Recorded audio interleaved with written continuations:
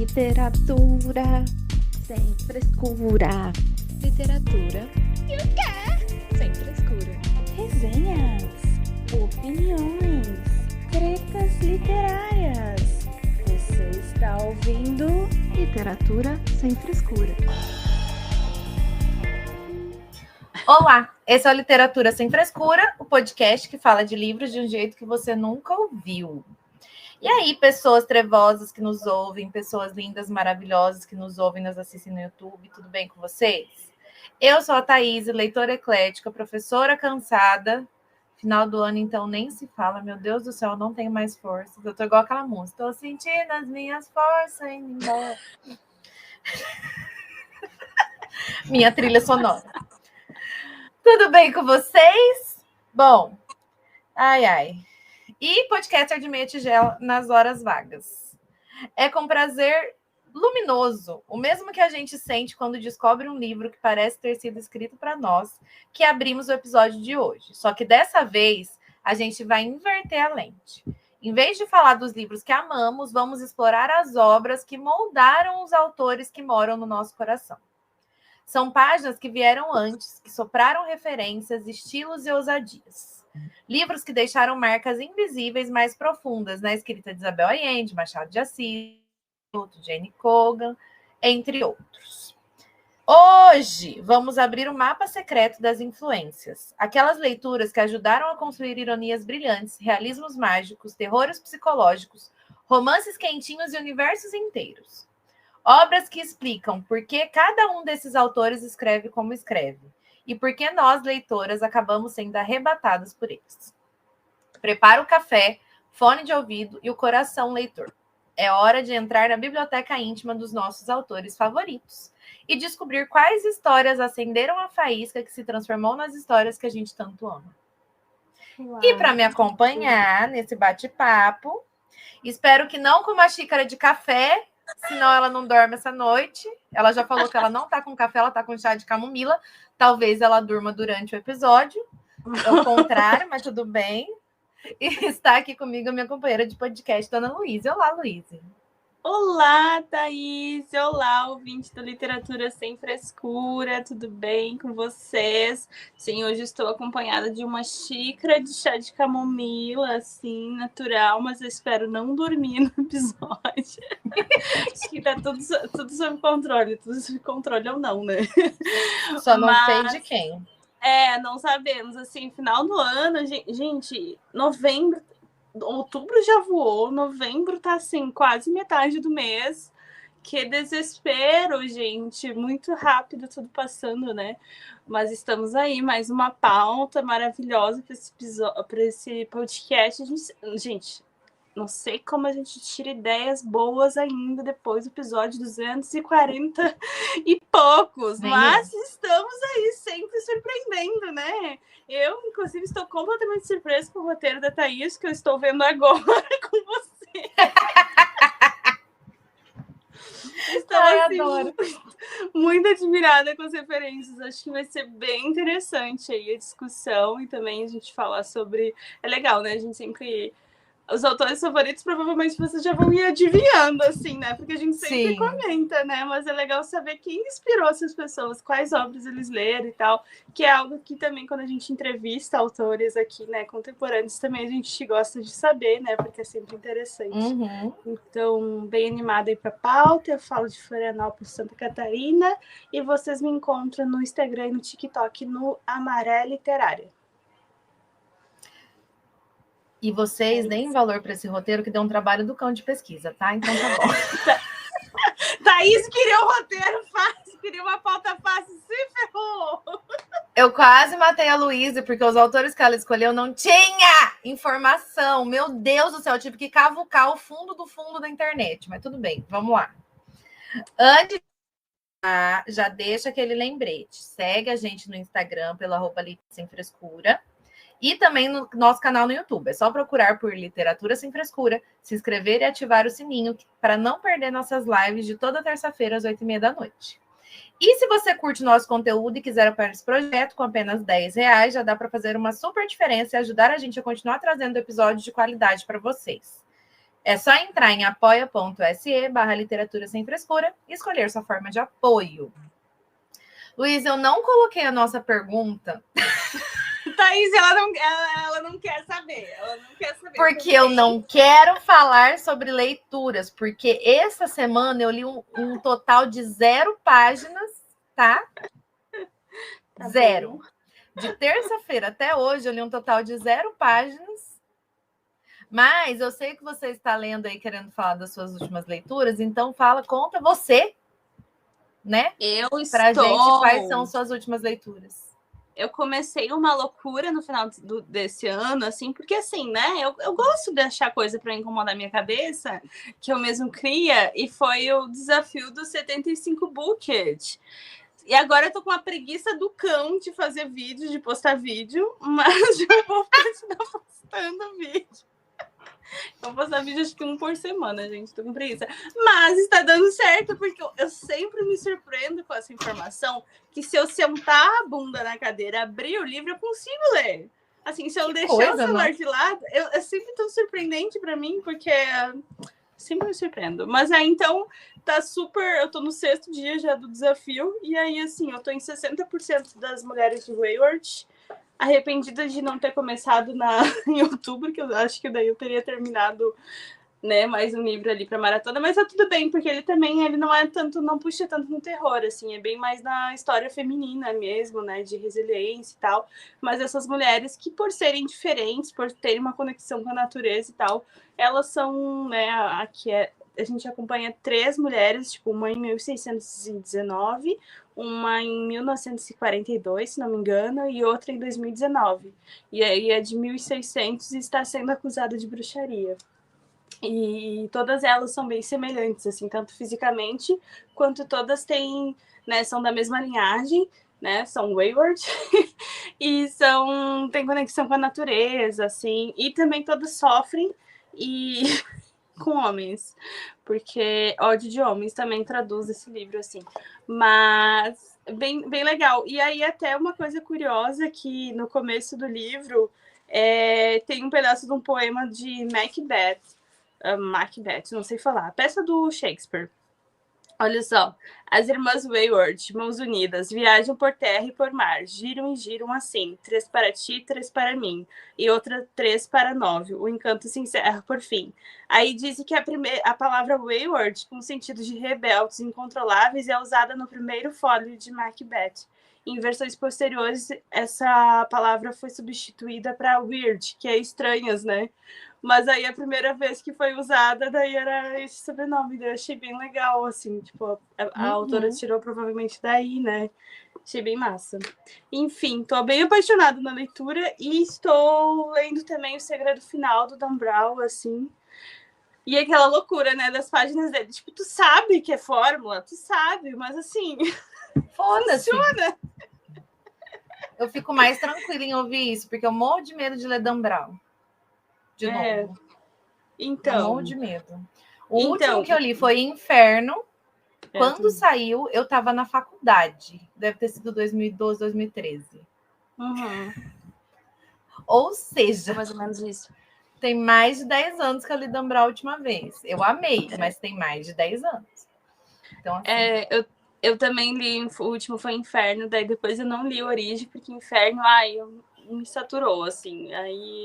Aí tá bom, cansei.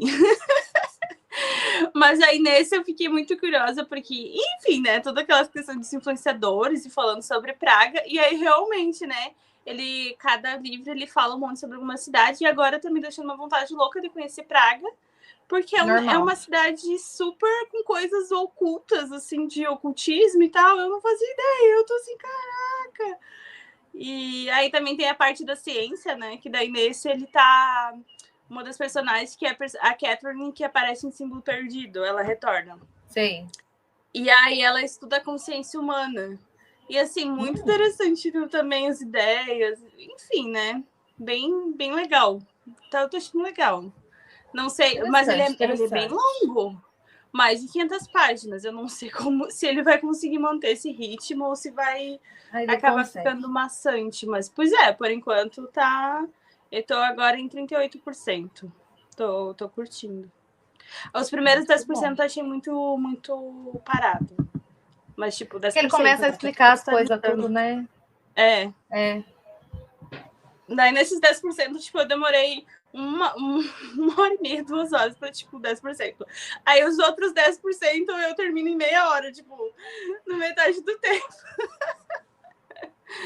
Mas, enfim, estou lendo esses 2 e curtindo aí.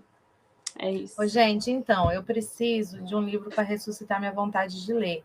Aceito dicas, tá bom? Quem puder, por gentileza, porque tá foda, tá bem foda.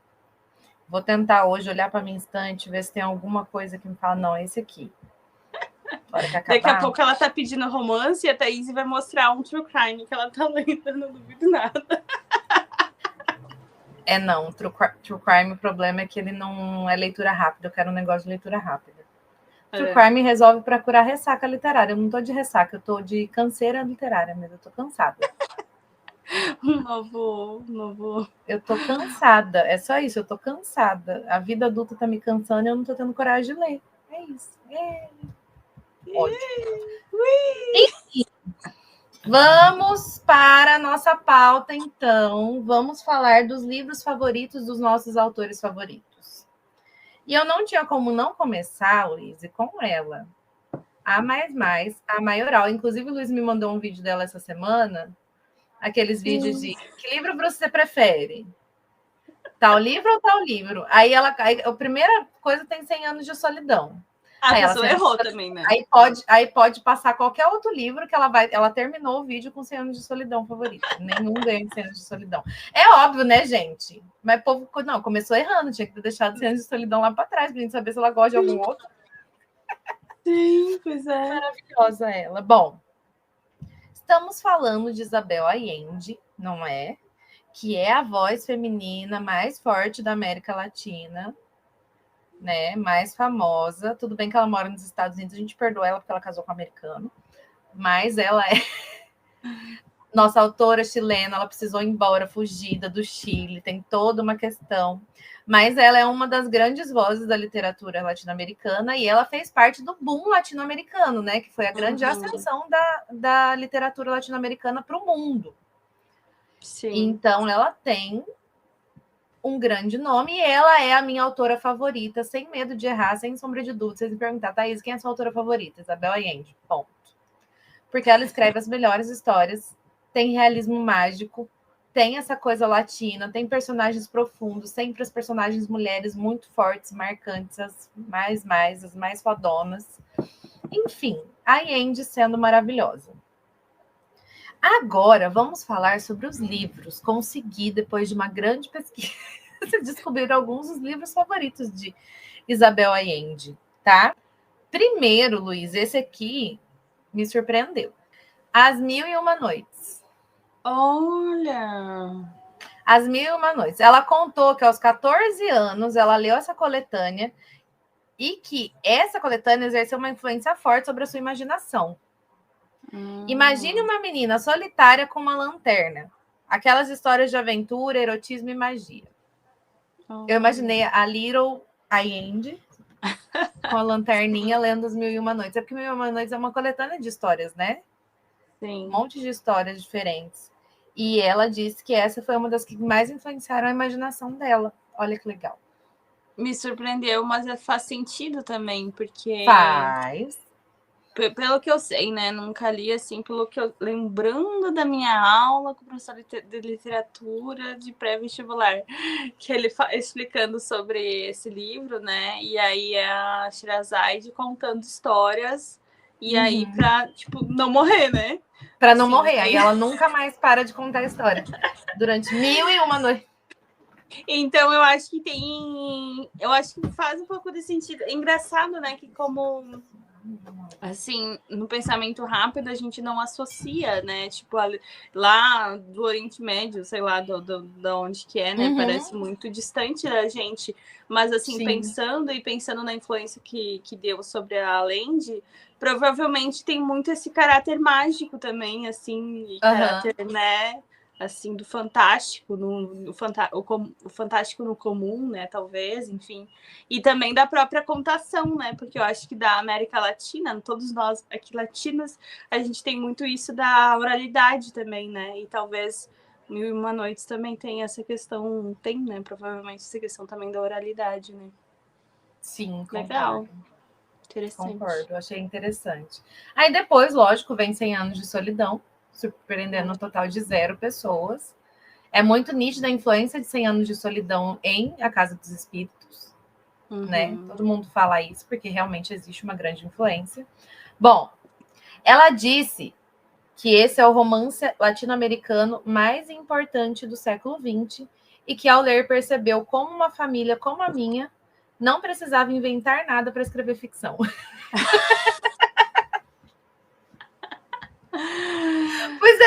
Pois é. É muito explicou todo o realismo mágico, né?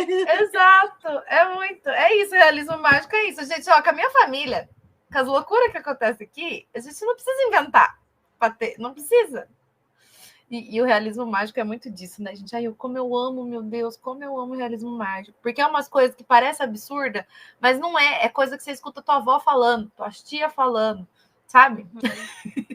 Sim. Essas coisas, essas loucuras, essas coisas que acontecem. Tá aí tem um livro, Luísa, que eu não conhecia, tá? Esse é aqueles que a gente vai... que a gente pesquisa para a gente conhecer mais, tá? Que é o livro A Mulher Eunuco, da Germaine Greer. Por que esse livro foi importante para a Andy? O que ela falou? Ela disse que ela mencionou que esse livro, que ela leu quando era jovem, e a fez canalizar sua raiva com o machismo e virar uma jornalista feminista. Olha! Interessante. Eu não achei, não tem livro dele recente, tradução recente, tá? Só tem tradução bem antiga. Mas, assim, só para vocês entenderem sobre o que fala. É um livro de 1970, que se tornou um best-seller internacional e um texto importante no movimento feminista. A tese de Greer é que a família nuclear suburbana tradicional, consumista e reprime as mulheres sexualmente, e que isso as desvitaliza, tornando-as eunuco. O livro foi publicado em Londres em outubro de 70. Recebeu uma recepção mista, mas em março de 1971, sua segunda edição já estava quase esgotada. Porra! Ele vem no círculo do livro.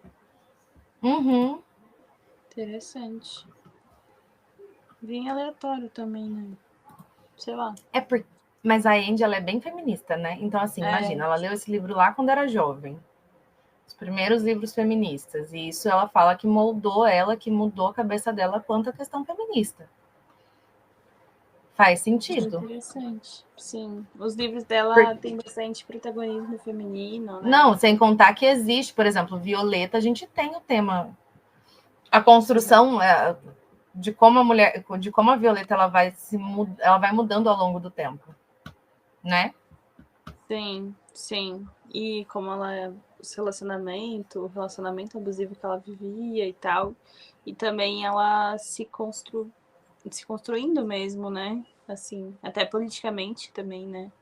Politicamente, como uma mulher que entende a sociedade, porque ela não entendia a sociedade, ela achava que estava tudo bem, e aí ela vai criando essa consciência ao longo do tempo, né? Todas as personagens dela, na verdade, são bem feministas, assim, eu gosto. São bem mulheres à frente do tempo. Então, eu acho que também faz sentido, se a gente for pensar na literatura da Andy, faz total sentido. Aí tem o livro maravilhoso que, né, assim, todo mundo vai estar concordando com ela, porque esse livro é incrível, perfeito, sem defeitos, que é O Sol é para Todos, da Harper Lee. Ela disse que a releitura desse livro ela faz a releitura desse livro a cada 10 anos e que ele tem um impacto duradouro na vida dela. Achei interessante. Aquele livro que você relê, você tem um prazo para reler, mas a cada 10 anos é foda. É bom, Ela porque a cada é 10 anos você já longeva. esqueceu totalmente. Ela tá com 80 todos os É. anos já, Dona Isabel Allende, né? Então ela já leu algumas vezes. Ai, ai. É, eu sou para todos é muito interessante, né? Também. Como. Mas talvez faça sentido que ela faz muita personagem que vai ali, tipo Violeta, né? Que eu trouxe de exemplo, né? Tu acompanha bastante a infância dela, acompanha, né, o crescimento, todo o desenvolvimento, né? E esse do Só para Todos vem dessa contar a visão história a da- partir da visão da criança, né? Uhum. Sim. Sim. E é muito bom. É, E só isso já influencia, né? Os assuntos que são, os assuntos os importantes que são assuntos. discutidos. Verdade, A gente né? também, a gente também tem livros que falam sobre racismo. Sim. Então, assim, eu lembro da Ilha Sob o Mar, que fala de escravidão no Haiti. E é a mais divertida de todos, porque teve revolução e mataram todos os franceses. Aí foi tão lindo. No sentido do Sol para Todos também, que ele aborda um tema super pesado e o que acontece tudo é super pesado, mas ao mesmo tempo é da visão da criança. Então, eu acho que dá essa também mudança de perspectiva, assim, né? Porque Sim. além também, né, tipo, trata dos temas, tipo, sempre a revolução, essas coisas, mas ao mesmo tempo as leituras não são tão pesadas no drama, assim, né? É mesclado. Exato. Exato. Legal. Bom, e para finalizar, ela também citou alguns autores clássicos russos. É claro, né, gente? Porque russo nada mais é do que uma grande novelona mexicana, latina. Eu nunca imaginei, gente. Eu lembro que eu pensava nos russos como um povo frio. Acho que é porque lá é frio. Aí você vai ler os russos, gente, que drama, que dramalhão. Eles são totalmente iguais a gente. Tudo é dramático, tudo, meu Deus do céu, o mundo tá acabando, eu vou morrer. Aí tudo eu amo demais. É tudo. Sim. A gente se identifica e a Allende também se identifica muito com os clássicos russos com todo sentido. Exemplos: Dostoiévski, Tolstói, Chekhov, etc. E ingleses como a Jane Austen e a Virginia Woolf. E detalhe, esses aqui ela citou que foram influências na adolescência dela. A gata lendo tudo isso na adolescência. É, quem é, né? Até porque ela escreveu A Casa dos Espíritos bem nova, né? Verdade. Eu tô tentando lembrar, eu sei que é 20 e alguma coisa. Peraí. E o mais legal da história é que ela escreveu como se fosse contando pro avô também. Ah, né? não foi nova, não. Foi velha. Foi velha. 41 anos. É verdade, eu tô confundindo as informações, mas é que eu lembro que eu pensei, nossa, referente à idade, mas foi o nossa, ela demorou tanto tempo para começar a escrever, ela começou a escrever mais velha. E foi o primeiro romance dela com 41. Ainda bem que agora ela escreve um por ano, né? Sim, e ela começa, sempre tem um ritual, né? Sim. Quando é 8 de janeiro? 8 de janeiro. É. Todo 8 de janeiro ela começa o livro novo dela. Graças a Deus. E que ela viva muitos anos ainda, pra gente ter muitos livros para ler. Sim, por favor. Desses aí, quais que a gente leu, Luiz? A gente leu só O Sol é para Todos, a gente leu 100 Anos de Solidão. Só, né? É Jane Austen. Agora você...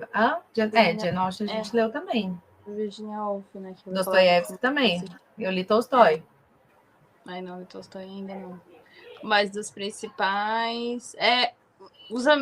das Mil e Uma Noites, eu não sei se eu tenho muita vontade de ler. Eu tenho medo, na verdade. Eu também não tenho, não, porque é grande, né? São 2 volumes. Mas quando vê também... São 3? Meu Deus do céu. Mas quando vê também, tipo, talvez seja daqueles livros que tu começa a ler e não consegue parar, né? Enfim, talvez em outro momento, não sei. Mas fiquei mais curiosa agora com sabendo pra influência que ele teve sobre a Isabel. Então, very interesting. As Mil e Uma Noites tem vários tipos de coletâneas. Exemplo, aquela que é a melhor que eu acho, que é da Biblioteca Azul, tem 5 livros. Socorro, Deus! 2.512 páginas no total. Nossa! Pois é. O box, R$280. Informação completa. Ai, ai. É isso. Muito bem. Bom, vá para a sua primeira Nossa. autora, então, Luíse. Passamos por Isabel Allende. Adorei saber os livros favoritos dela. Sim. E eu sei que 100 anos é o mais. E é o mais mesmo. Eu trouxe como uma das minhas autoras favoritas. Eu queria ter essa decisão, assim, é a minha favorita, é meu favorito, assim, de autores eu não tenho muito, assim. É difícil, né? Assim, pra Eu cravar. consigo pensar na favorita, no favorito. Aí depois disso eu já começo, eu amo todo mundo. Então, eu dei as 5 opções, aí depois não troca, coloca esse, daí depois não tô achando, pera que eu tenho mais. Mas é essa autora, não li tantos livros, mas ainda gostaria de fazer até um episódio especial só sobre ela, Thaís, a gente tem que fazer um episódio só sobre ela. A gente precisa ler, né? Pois é, eu li 2 livros dela, que é a Jane Austen, mas é maravilhosa, né? Ela é incrível. E foi uma completa surpresa para mim ter gostado tanto, né? Porque eu li o Razão e Sensibilidade, foi o primeiro livro dela, quando eu achava que eu não gostava de romance. E aí eu amei Razão e Sensibilidade. E depois que virou meu vício em romance contemporâneo e tal. Mas eu já amei a Jane Austen por causa das críticas, as críticas dela, as críticas sociais, assim. Essa mulher, cara, ela é muito refinada e ao mesmo tempo, não que a leitura seja difícil, mas no caso do refinamento da crítica, assim, da ironia fina então tu vai sentindo ali todas aquelas críticas sociais no meio de uma história sobre mulheres tentando casar ou fugindo do casamento, né, enfim, ou tentando, né, de alguma forma sobreviver ali. Né, naquela dinâmica da sociedade inglesa vitoriana. Enfim, acho que ela tem muito domínio sobre a escrita e as histórias são uma delícia, né? Tipo, uma fofocaiada, uma confusão. E aí eu li só 2 livros, que é o Razão e Sensibilidade e o Orgulho e Preconceito, mas ainda quero ler todos dela, assim. Mas ela realmente é uma das mais. Então, vamos para as obras que a influenciaram. Estou curiosa porque não conheço nenhuma. Tudo mais velho que ela, então fica um pouco difícil também, né? Não, eu Verdade. conheço algumas, mas não li nenhuma, eu acho. Cecília, livro chamado Cecília, de 1782, por Frances Burney. Esta obra teve influência não dita sobre Austen. Ela nunca disse, mas entende-se que teve. A editora Pedra Azul é a editora que faz esse trabalho de buscar esses livros antiguíssimos, clássicos, enfim. E a maioria desses aí eu sei que foram publicados por eles, tá? Então, Cecília tem, com uma capa belíssima, inclusive. Também Quer que eu leia a sinopse? Pode ser. O mal-entendido, 3 irmãos. Com quem Billy vai se casar? William Henshaw, 40 anos, é viúvo e vive em uma grande casa com seus irmãos mais novos, ambos solteiros. O frio e sarcástico Círio, um pianista de renome internacional, e Bertrand, um pintor rebelde e imprudente. Sua vida flui tranquila e satisfatoriamente, até que William recebe uma carta dizendo que Billy, o filho, desconhecido de um amigo de infância, ficou órfão e ele precisa de um lugar para ficar e de uma família. A única pessoa a quem pode recorrer é a William. Mas o que William menos imaginava é que Billy era uma garota. Gente! Uau! Isso em 1700 e... Aí a garota vai ficar entre os 2 irmãos. Eu achei tendência. Gente! Essas mulheres escritoras... E detalhe aqui, detalhe para esses irmãos. Um é frio e sarcástico, tá? E o outro é rebelde e imprudente. Gente, século XVIII, olha só. Mas as coisas já aconteciam do mesmo jeito. Oxe! Interessante. História de amor em comum de Fanny Burney, que deu origem ao título do romance mais famoso de Jane Austen. Ilha ou Memórias de uma Herdeira é a história de amor em comum de Fanny Burney, e que deu origem ao título do romance mais famoso de Jane Austen. Como assim? Qual romance? Orgulho e Pois Preconceito? é. Jamais saberemos. Ah, tá. Um romance épico que traz um embate entre o orgulho de uma família e o preconceito Ah lá. de outra, que pode impedir a união de duas Ah lá. pessoas que se amam. Ah lá, ah lá. Olha a influência, entendi a influência não dita. Ah lá, ah lá, ah lá. Ah, entendi. Viu? Que legal, Interessante. né? Achei, aí, tá vendo? Por isso que é influência. Ó, o próximo, Autocontrole, de 1811, por Mary Brontë.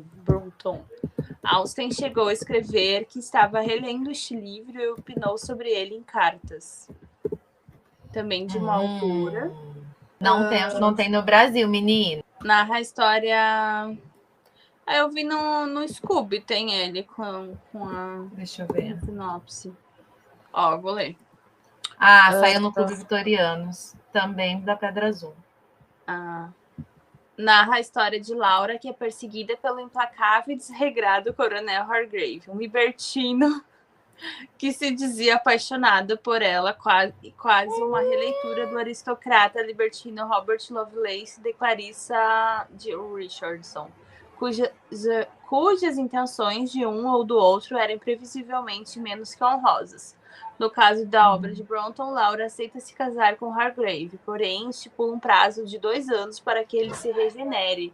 Mas antes que o prazo termine, ela acaba conhecendo outro cavalheiro e na comparação enxergou a honra que faltava ao primeiro. Uma evidência da leitura desse livro por Jane Austen está na carta que ela envia para sua irmã Cassandra em 30 de abril de 1811.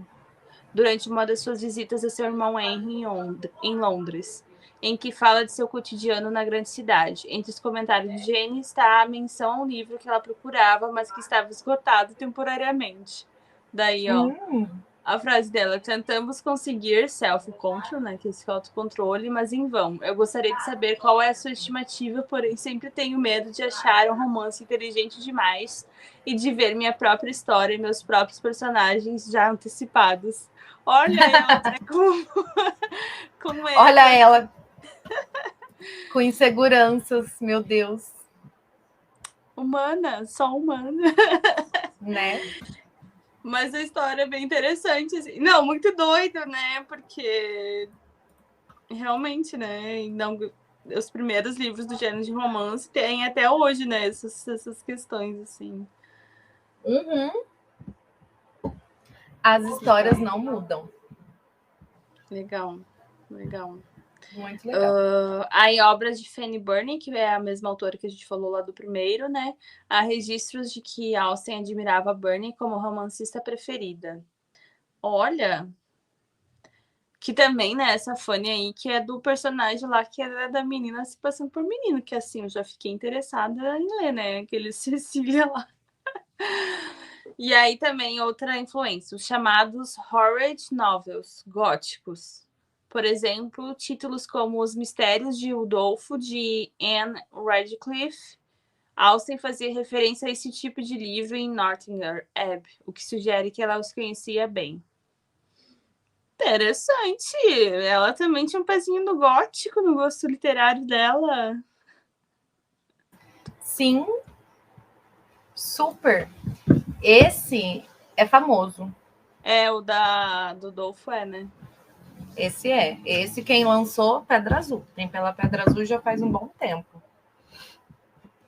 Mas eu não conhecia esse termo aí. Não? Não. Horror novels, não consigo. Esse tema que eles chamam de horror novels. Eu também não. Quer ler a sinopse? Ai, é um livro dela. De quem? Da Jenny. Quê? Não. O que tá Não sei, acontecendo tá em inglês. isso? Tá em inglês, eu não sei, não entendi. Estou surpresa com essa coisa. É romance gótico, não é? Ai, que tem um livro chamado Os Romances Horripilantes de Northanger Abbey, os clássicos do terror Que gótico são os que ela inspiraram cita. Isso. a criação de Northanger Abbey, de Jane Austen. Legal. Esse fiquei com vontade agora de ler essa abadia de. Eu tenho vontade de ler todos dela, mas eu não conheço. Esse eu tenho, faz dessa tempo que eu tenho história. vontade de ler, justamente por isso, porque eu sei que ele é meio gótico, que ela cita um monte de Ah, livro, que tem todas as referências, enfim. Não Acho que o conhecia. Vila leu uma vez, ele me falou que eu ia adorar por causa da temática. Legal. Sim. E ela cita um monte de livros desse estilo, que eram os que ela gostava, né? Vamos ver sobre os mistérios de Udolfo aí. Posso ler? Lê pra nós. Tá aberto aqui. Após a perda trágica de sua mãe, Emily St. Albert e seu pai viajam pelo sul da França à procura de paz e consolo, onde conhece Valancourt, um cavaleiro honrado e belo, que logo conquista a confiança de Monsieur St. Albert e o coração de Emily. A aventura tem um final inesperado que abala Emily profundamente ao trazer a dolorosa morte de seu pai, assim como pistas sobre a relação obscura dele com a falecida Marquesa de Villeroy. Em seu retorno para casa como órfã, Emily foi lançada nas mãos de uma tia frívola e gananciosa, Madame Cheron, sob cuja guarda seu pai ingenuamente a confiara. Por causa da tia e suas conexões, ela enfrenta vários obstáculos em oposição ao seu romance com Valancourt. O destino parece estar prestes a sorrir para Emily quando Madame Cheron finalmente descobre algo sobre a nobreza de Valancourt e dá sua permissão para o casamento dela com o cavaleiro. Emily, porém, perceberá que sua felicidade pode estar mais longe do que ela imagina quando o novo marido de sua tia, o misterioso Montone, as obriga a ir com ele para a Itália em direção ao intrigante e macabro castelo de Udolfo, um cenário que parece ter estreita ligação com o passado e também com a misteriosa Marquesa de Villeroy. Ai, gostei. É mistérios, entendeu? É livro de mistérios. Legal. Interessante. E é uma autora, né? Sim. Muito legal. Bem interessante as referências. As mulheres fazendo livros bons desde sempre e sendo Sim. esquecidas por motivos óbvios, né? Sim. Mas não. São os homens brancos héteros que estão desaparecidos. Ah! Eu voltando com o ódio da semana passada. Jamais esperaremos. O Victor perguntou qual a história do livro. Será que é a do Abadia de Northanger? Quê? Vamos ver. Ele perguntou qual que é a história do livro. Será que é desse da Abadia de Northanger? Acho que era desse que a gente estava comentou? falando. Ah, tá. Legal. Fala aí pra gente, Victor, de qual livro? Muitas referências interessantes. É legal que, né, tem questão do romance epistolar em alguns, né? Da sátira, né? Que ela usava também bastante, né? Dessa questão da ironia, né? Muito legal. E aí, Thaís? Não lemos nenhum, né? Ficamos com... Eu Não. fiquei com vontade de ler o Cecília. Nem conhecia Não, mas muito. fiquei curiosa. Os Mistérios de Udolfo eu já sabia que tinha que ter uma sinopse boa e tem gente que fala bem. Sim. Eu não sabia que era de uma escritora mulher, eu achava que era homem. A Anne Radcliffe? Não, ela é. Não, eu só tinha já ouvido falar o nome do livro e eu não sabia que era uma escritora, assim. Você pode ver que as influências da Jane Austen são todas mulheres. Sim. Já começamos bem aí, né? Até porque ela era uma mulher fazendo literatura e as referências dela tinham que ser mulheres, né? Sim, maravilhosa. Sim. Se a Jane Austen escrevesse hoje, como seriam suas histórias? E aí, se ela escrevesse romance hoje, como seria? Eu acho que ia ser, não sei. Eu acho que ainda ia ser cheio de sarcasmo, com assuntos contemporâneos criticando a sociedade do mesmo jeito, mas com romance fofinho também de pano de fundo. que era o que ela já fazia. Eu não sei se ela focaria tanto no casamento, assim, né? Mas não ia ter casamento. Porque na época, né, o casamento era a única oportunidade, na verdade, a única possibilidade, assim, para essas mulheres. E mesmo assim, ela traz protagonistas que não queriam casar, né? Como a própria Sim, ela já questionava isso, né? Sim. E eu acho que agora ela iria questionar as questões que a gente tem hoje em relação à mulher e relacionamentos também. A mulher é a sociedade, a mulher não depender de homem, a mulher... Porque com certeza ela seria dessas bem questionadoras, porque ela já era na época dela, né? Sim, e também as questões que ela traz não chegaram a ficar datadas, né? Ainda fazem sentido, né? As críticas que ela faz à sociedade, apesar de algumas coisas terem mudado, o cerne não mudou, né? Seguimos vivendo nessa sociedade patriarcal e tal. Exato. Mas eu acho que ela ia escrever, ela ia ser ácida, ela ia ter romance, não ia focar no casamento, mas ela ainda ia ser romântica, porque ela sempre foi romântica no final das contas, né? Sim. Mas ela criticava a sociedade, então ia ser do mesmo jeito, ia ser romances contemporâneos, mas com críticas ferrenhas à sociedade e a como a mulher é tratada. Eu acho que seria assim. Eu ia gostar de ler também. Ai, sim. Pois é. E aí?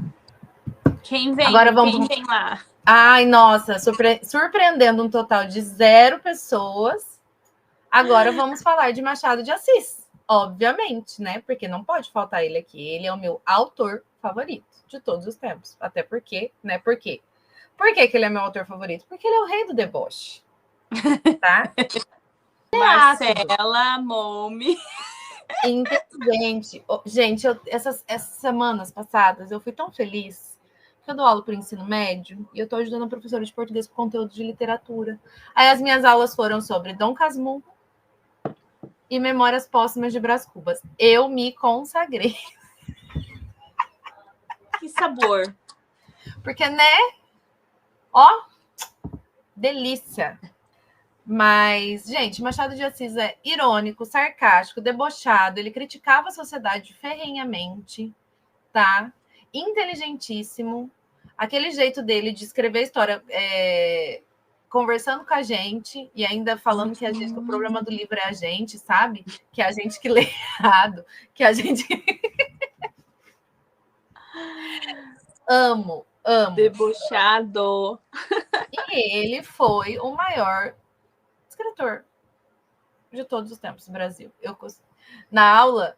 Porque, assim, o governo prepara umas aulas muito legais, né? Que tinha de introdução da aula de Memórias Póstumas? O vídeo da influencer da TikTok americana. Surtando. Da Courtney. Quando ela leu. Isso, quando ela leu. Aí os alunos, eu não tô acreditando. Eu falei, ela parou no Brasil e ela nunca mais leu outros países, porque ela começou a ler todos os livros nossos. Ela veio pra cá na Bienal, ela virou, assim, brasileira de carteirinha. E ela ainda fala que ela ia ter que aprender português, porque ler no original deve ser muito melhor. Eu falei, vocês estão vendo? Vocês têm a oportunidade de ler no original? Não, eu sigo ela, eu sou super fã dela, assim, eu acho ela muito engraçada. Aí ela segue na saga de aprender português também. E aí gente, eu estou aprendendo Duolingo versus Senhora do Destino. ela tá aprendendo do jeito certo. Destino. Ela tá aprendendo do jeito certo. E aí ela comenta tanto sobre os livros quanto sobre a novela. E daí, com a primeira vez que a Nazaré tirou da escada, ela ficou muito chocada. Aí ela descobriu o meme, né? Porque os americanos usam esse meme, não sabem o meme da Nazaré. O meme da... Fazendo os cálculos. Sim. Mas agora o novo desafio dela é que ela segue indo pro mundo, né? Lendo... Acho que ela tá no M agora, Thaís. Só que aí sempre fala, mas agora meu desafio de ler os brasileiros sempre vem para me atrasar mais, porque cada vez eu descubro novos autores. E aí, quando ela leu Clarice, ela amou também. E sim, ela ficou assim, eu lembro. O que tem na água de vocês? O que vocês bebem? Ela ficou muito assim, gente, como que pode? Ela é assim, foi de carteirinha. E aí agora a novidade dela é que ela comprou um livro super grande de contos do Machado, Thaís, e aí ela lê um livro do desafio do Mundial da Letra, e aí intercala e lê um conto do Machado. Aí, tipo, claramente para incentivar ela a continuar lendo, sabe? Sim. Meio que o prêmio daí que ela vai estar fazendo. Porque daí Muito ela também bom. ama os contos. Maravilhosa. Muito Maravilhosa, sou fã. Bom, vamos descobrir então quais são as influências do Machado, quais são os livros favoritos dos autores. Fica difícil saber livros, porque a gente não tem citações diretas específicas, mas aí a gente vai para algumas referências que foram citadas. Enfim, vocês vão entender. O primeiro deles é Shakespeare, tá? O Machado fez muitas alusões a Shakespeare nas suas obras. Por exemplo, em Dom Casmurro, que ele cita Otelo. E é uma das coisas que fazem, é uma dos maiores motivos para a gente ter certeza absoluta de que era tudo só paranoia do Bentinho. Porque Otelo é a história do cara que casou com a garota, do Moro que casou com a garota, foi um fofoqueiro na orelha dele falar que achava que ela estava traindo ele. Ele acreditou por causa de uma suposição de um cara que falou, por causa de um lenço que não tinha nada a ver, e ele vai lá e ele mata a garota. Gente! Isso é Otelo. E o Bentinho vai assistir Otelo quando ele está desconfiando de Escobar. Existe um capítulo em Dom Casmurro que se chama Otelo. E aí, vocês estão entendendo onde que eu estou querendo chegar? Isso só corroborou as paranoias da cabeça do Bentinho. Bentinho, isso daí só tá na tua cabeça. Tem uma camiseta, eu quero muito comprar. Você já viu aquela camiseta que tem? Bentinho, é só noia tua? Meu sonho é comprar essa camiseta, porque é só loucura da cabeça dele. Enfim, mas tem essa citação direta, mas tem várias outras. Então, o Shakespeare foi influência direta na escrita do Machado. Total. Aí tem um que eu não conhecia, que é A Vida e as Opiniões do Cavaleiro Tristan Shandy, de Laurence Sterne. Alguém já ouviu falar? Porque euzinha não, tá? A Vida, aquelas Google. Vai pesquisando aí, Luiz, enquanto eu termino de dizer. Que é citada como influência... O quê? A Vitória. As paranoias são minhas e alimento... foi bem isso. E alimento do jeito que eu quiser. Bentinho sendo Bentinho, né? Pois é. Bom, essa obra é citada como influência para Machado no sentido da estrutura narrativa não linear e digressiva em Memórias Póstumas de Brás Cubas. Muito específico aqui. Sim. Digressiva, de trás para frente. Não linear, porque ele vai e volta. É loucura e confusão, Memórias Póstumas. Loucura e confusão, você só vai. Então, essa obra específica é citada como uma influência. Então, provavelmente, Machado conheceu, achou da hora e falou: interessante. E se eu fizer um negócio assim? Achou? Achei. Bora ler. Obra-prima do humor e da sátira social, A Vida e as Opiniões do Cavaleiro Tristan Shandy é o testamento literário de Laurence Sterne. Estruturada como uma sequência de conversas alimentadas por um anti-herói sempre disposto a mais 2 dedos de prosa, ela é comparada a Dom Quixote de Cervantes e Tom Jones de Fielding. Esta autobiografia, entre aspas, publicada em 9 volumes a partir de 1759, é povoada por alguns dos personagens mais espirituosos da ficção inglesa. Parte romance, parte digressão, ela envolve o leitor em um labirinto criativo que antecipa tendências até mesmo do pós-modernismo. Grande influência em autores do mundo todo, entre eles Machado de Assis e seu Memórias Póstumas de Brás Cubas. O livro é considerado um dos pilares do romance moderno, por ter distanciado, em definitivo, este gênero da poesia e do teatro. Achei chique, achei tendência e acho que eu vou gostar. Vai para a lista. Vai para a lista. Boa noite, Yas. Boa noite, Yas. A gente vê que tem influência também na sátira, né? Nos personagens que não são anti-herói, enfim. Sim, o anti-herói e tal, né? Ai, porque, né, nosso querido Brás Cubas era um inútil.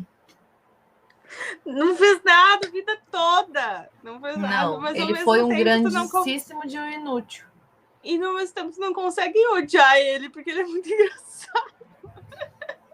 Ele ri de si próprio, né? E ele também critica os outros. Porque então, ele morreu, ele tá com o foda-se ligado, entendeu? Ele pode falar o que ele quiser. Essa ideia do Machado de criar um defunto autor foi genial. Porque se você morreu... Porque bonita. Se bonita, porque coxa. Se coxa, porque... Como que ele me faz rir de uma coisa dessa? Própria? É porque é totalmente imprópria, é totalmente absurda. E você ri porque é absurda. Igual a Marcela Momme por 11 meses e 15 contos de réis.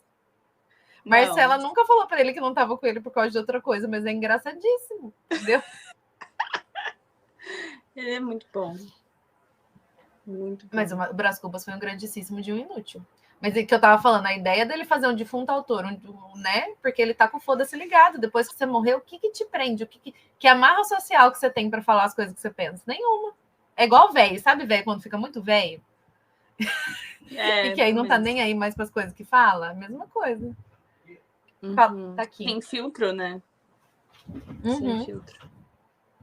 Muito bom. Mas interessante esse do Lawrence Stern. Adorei. É bem a cara das coisas que o Machado lia, né? Ele sendo assim, ele lê esse tipo de coisa. Não, ele era muito antenado, né? Assim, muito conectado, né? Total.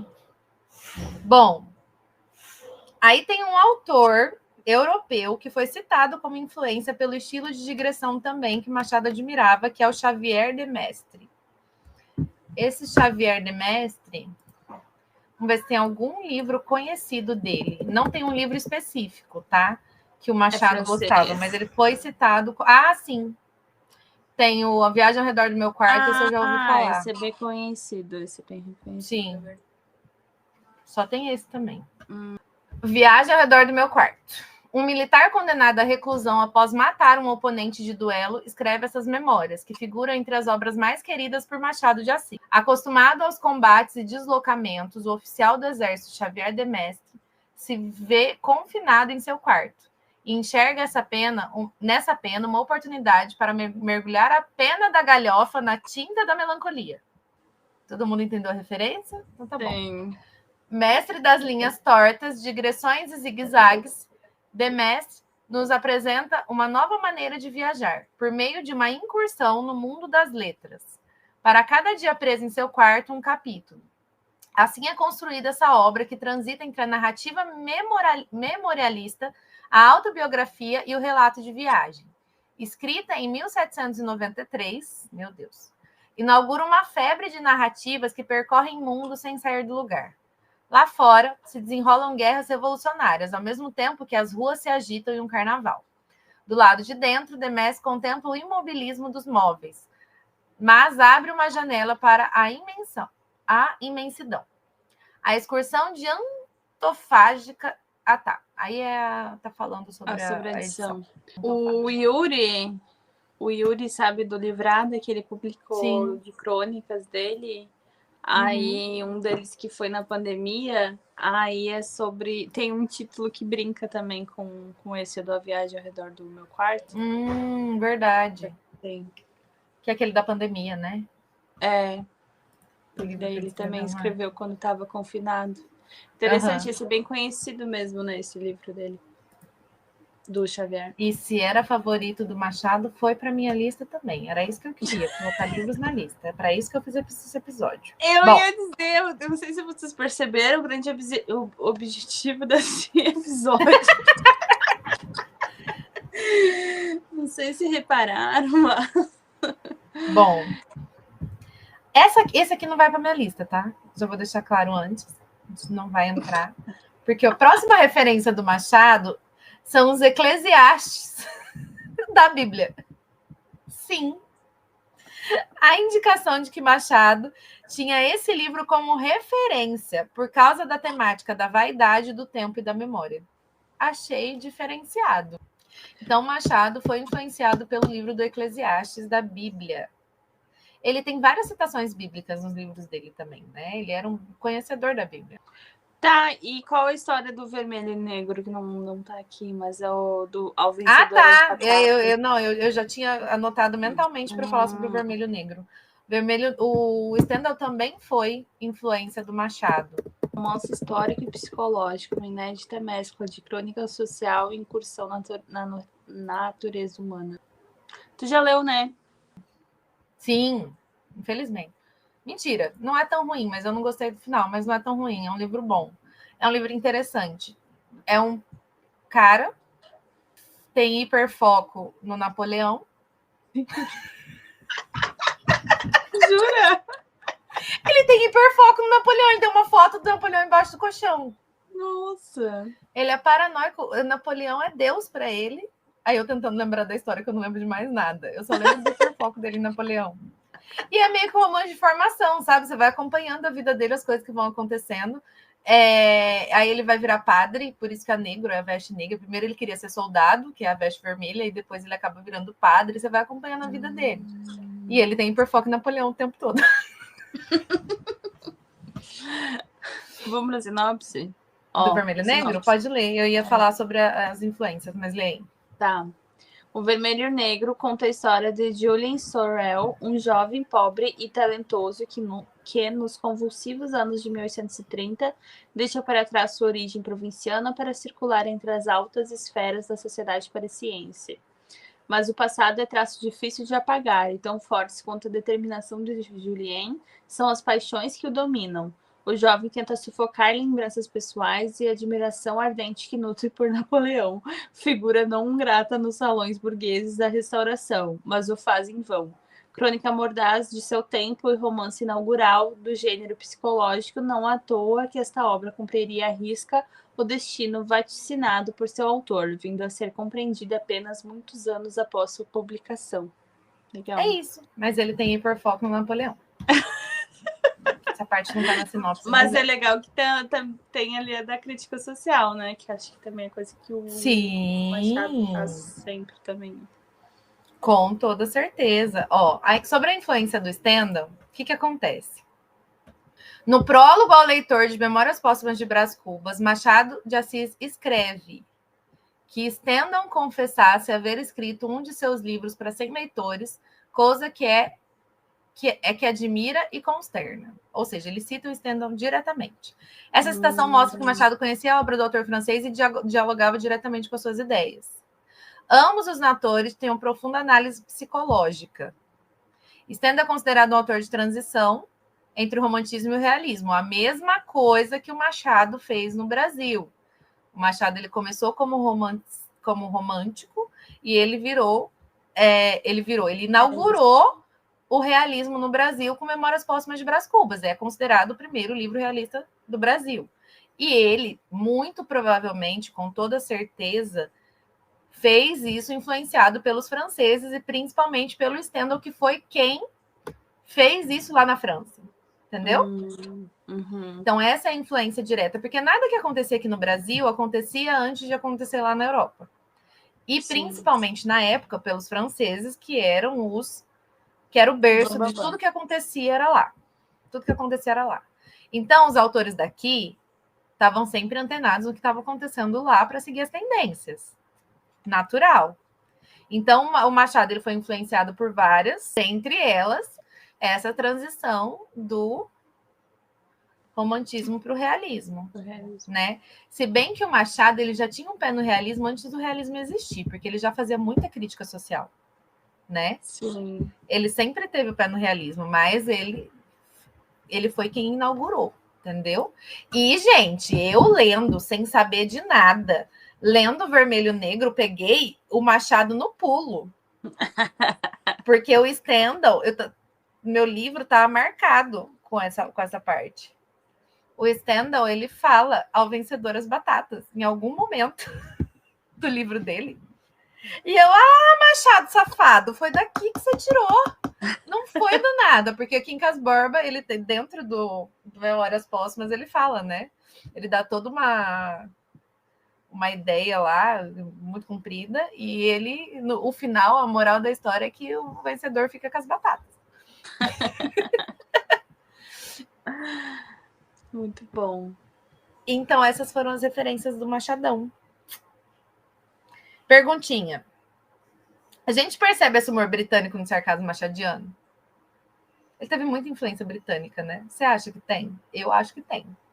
Eu achei muito que tem. Eu acho que ele tem um humor diferenciado. Se bem que o humor britânico, às vezes, ele é chato. Tem um temperinho brasileiro, mas dá para sentir. Sim.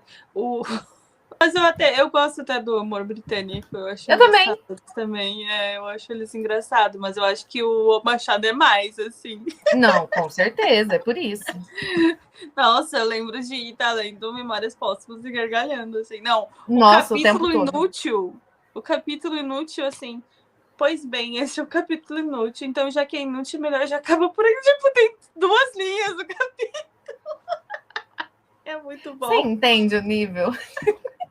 O nível de genialidade, sabe? O do Adão e Eva, que ele coloca só os pontinhos. Aí depois no próximo ele... É porque vocês já sabem o que acontece, não tem necessidade de estar contando de novo, né? Todo mundo conhece a história de Adão e Eva, então vocês sabem o que eles fizeram. Obrigada. Aí... É muito bom, é muito bom. Ai, mas eu acho que pode ter... Eu tô com vontade de reler. Eu fico falando de Machado, eu fico com vontade de reler Machado. Ai. Meu Deus. Será que o leitor atual entende toda essa ironia? Acho que sim, né? Eu acho que um pouco do problema é criar-se o trauma, né? Às vezes, tipo, se os alunos vão sem estar preparados, no caso de dar... Na verdade, né, eu sei, é assim, é aquela grande questão. A pessoa, para entender, ela tem que ter bagagem. A questão do leitor atual, se a pessoa é leitora, ela tem bagagem de leitura, com certeza ela vai entender. Tá tudo bem. O problema tá na pessoa não leitora, porque hoje em dia não são formados leitores mais na educação. Aí é um assunto que, se eu for começar aqui, eu vou começar a me revoltar de novo, porque não são. Eu trabalho na educação pública e eu sei que não são formados leitores mais. Os alunos, a gente não tem tempo para colocar os alunos para ler, os alunos não existe nada que estimule a vontade dos alunos de ler. Não existe tempo, inventaram plataformas. Aqui no estado de São Paulo, a gente tem uma plataforma de leitura, que os alunos são obrigados a cumprir uma quantidade de horas por semana. Já fudeu com tudo aí. Sim. São livros específicos, eles são obrigados, eles leem? Não, obviamente. Fica passando página, porque eles são obrigados, acabou a graça aí. A gente não tem um tempo para trabalhar a vontade de ler, trabalhar a leitura, instigar, enfim.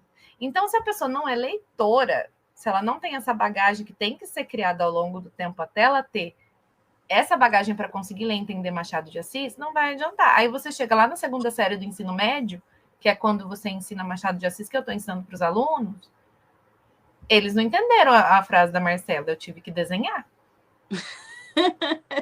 Só eu ri. Entendeu? Só eu ri e eles ficaram olhando pra minha cara assim. Então, gente, eu vou explicar. Aí eu fui explicar, eles, entendeu? Porque não dá se você não tiver bagagem. Não dá para entender. É triste, mas é o que acontece. Sim. Eu falei que eu ia revoltar em 2 minutos. É sobre.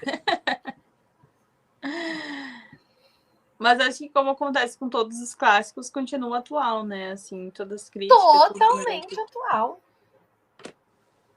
A gente tem um monte de inútil igual o... Desculpa por isso hoje em dia. Esse povo rico que não... Ai, nossa. Nossa. O que Machado falaria sobre os influencers?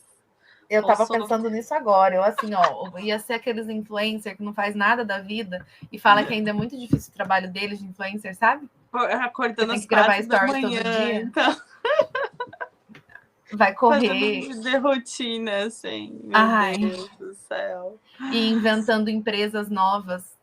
Todas elas falindo, porque era isso que ele fazia, né? Ele tinha grandes ideias que não virava merda nenhuma.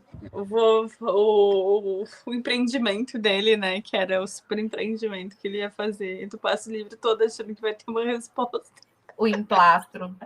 Emplastro Brás Cubas é o último. Ai, Deus. Muito bom. E aí, vamos para um próximo autor maravilhoso, incrível. Não, esse com certeza é um dos favoritos. Aí, quantos livros você já leu dele? 3. Ou Mas 2, e daí? não sei. E daí? Mas é favorito, que também surpreendendo um total de 0 pessoas, Gabriel Garcia Marques, ou Gabo, né, para os íntimos, para quem é amigo, né, os parça. Enfim, né, maravilhoso. Thaís já comentou sobre ele, né, quando a gente falou sobre a Isabel Allende, que ele é uma referência para ela, né, porque também é um grande nome ali do realismo mágico da América Latina, né, fez ganhador de Nobel, e foi lá e fez o discurso, mas um não discurso, que a gente já comentou Né? em outros episódios. E enfim, né? Fala de todas as particularidades da América Latina, né? E da realidade, e ao mesmo tempo de toda essa questão mágica, né? Que a gente tem. Enfim, né? Vamos falar sobre as influências dele. Me surpreendeu aí já desde essa primeira aí, ó. A Montanha Mágica, de Thomas Mann. Marques conta Sim. que leu esse livro na adolescência e ficou fascinado pelo ambiente, personagens e profundidade filosófica. Livro alemão, né? Então, assim, eu não tenho coragem de ler a Montanha Mágica até hoje. E me surpreendeu esse também. Eu não sei o que esperar da Montanha Mágica até hoje, sabia? Eu sei que eu ia cansar muito. Provavelmente não, ficar com na certeza. metade da montanha. Eu não ia nem conseguir chegar no topo da montanha. Mas essa que é a questão. Mas ele é um livro tão famoso, ele é um clássico tão famoso, influenciou tanta gente, ele deve ser um livro muito bom. Porém, eu não estou dando conta de ler nem romance e terror, que dirá ler a Montanha Mágica. Mas esse me surpreendeu também. Pois é, como uma referência tão marcante assim, né? Vamos ver. Vamos ver se a gente fala sobre o que é a história. Eu não sei sobre o que é a história dele. Lê a sinopse. Este clássico da literatura alemã, Mann renova a tradição. O romance de formação. É o romance de formação. A partir da trajetória do jovem engenheiro Hans Castorp. Durante uma inesperada estadia de 7 anos em um sanatório para tuberculosos dos Alpes suíços, Hans relaciona-se com uma miríade de personagens enfermos que encarnam os conflitos espirituais e ideológicos que antecedem a Primeira Guerra Mundial. Nossa, nunca tinha lido a sinopse desse livro. Lidando com uma variedade de temas, estados doentios e corpóreos, a arte, o amor, a natureza do tempo e da morte. Este livro, publicado originalmente em 1924, é um dos grandes testamentos literários do século XX e uma das obras inesgotáveis da ficção ocidental. Pronto, me deu vontade agora de ler. Eu amei a sinopse. Mas... Então, Yasmin, é que, na verdade, a Yasmin está falando que parece o sanatório. É que a Montanha Mágica gatinhou para que o sanatório pudesse correr, né? Clássico. Mas olha, 856 páginas.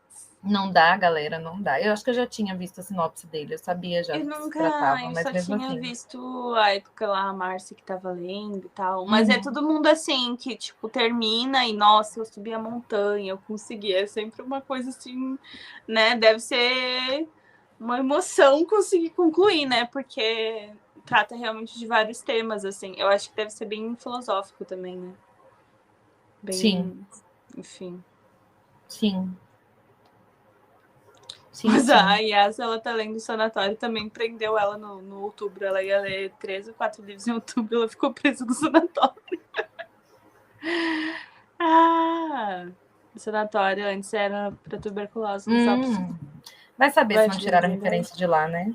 Pode ser. Tá, o próximo faz bastante sentido, assim, no que a gente conhece de 100 Anos de Solidão. É Ulisses, de James Joyce. Ele descreve ter sido apresentado a essa obra como outra Bíblia por um amigo.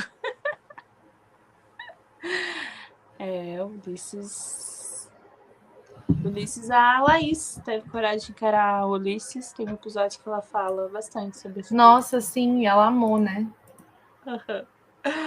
E é meio Cada louco com a sua loucura. Sim. Ela conta que meio que cada capítulo ele usa, tipo, uma... É um gênero textual diferente. Exatamente essa palavra aí, exatamente. A professora de português chegando para salvar o dia. Eu ia falar uma forma diferente de contar, mas essa é a palavra certa, gênero textual diferente. Sim. Sim, é um E gênero. é só um porque dia, né? Aham. O mais doido que eu acho é isso, né? Tipo, é um dia na vida dele. E aí é um livro interminável. Posso ler a sinopse de Ulisses? Lê. Porque eu acho que a gente nunca leu ela aqui. Para quem não sabe do que a gente está falando, Ulisses do James Joyce é o grande romance do século XX, tá? Dizem por aí. Vamos ver. A sinopse é a seguinte: um homem sai de casa pela manhã, cumpre com as tarefas do dia e pela noite retorna para casa. Isso é a história. Só que foi em torno desse esqueleto enganosamente simples, quase banal, que o James Joyce elaborou o que veio a ser o grande romance do século XX. Inspirado na Odisseia de Homero, Ulisses é ambientado em Dublin e narra as aventuras de Leopold Bloom e seu amigo Stephen Delaluz ao longo do dia 16 de junho de 1904.